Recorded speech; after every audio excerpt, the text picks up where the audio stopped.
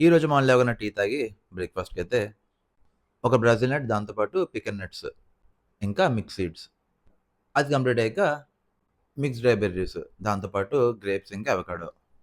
బయటికెళ్ళే పనుంటే coffee తాగైతే ఎళ్ళిపోయాను. ఎళ్లి పని చూసుకొని బయట మళ్ళీ ఒక కప్ కాఫీ తాగి ఇంటికైతే వచ్చేసాను. లంచ్‌కైతే నాటుకోడి పులావ్ ఇంకా నాటుకోడి కర్రీ. కర్రీ టేస్ట్ చాలా బావుంది. చెన్న ఉల్లిపాయలేసి చేయడం వల్ల గ్రేవీ టేస్ట్ చాలా బావుంది. కొద్దిగా రైస్‌లో కలుపుకొని తినేసాను. అదయ్యాక మెంతికూర పప్పు. దాంతో పాటు చికెన్ నంచుకొని తిని లంచ్ అయితే కంప్లీట్ చేసేసాను.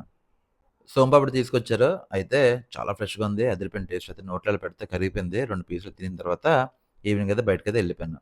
ఎళ్ళిందా ఫస్ట్ వచ్చేసరికి జ్యూస్ తాగుదామని చెప్పి జ్యూస్‌కైతే ఎళ్ళాను.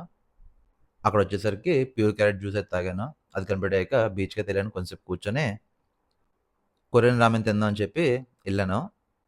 అయితే ఇదే ఫస్ట్ టైమ్ ముందు ఇప్పుడు కుదరలేదు. అయితే ఎళ్ళిన తర్వాత తిన్నాను. టేస్ట్ అయితే ఓకే గానీ క్వాలిటీ అయితే పెంచాలి.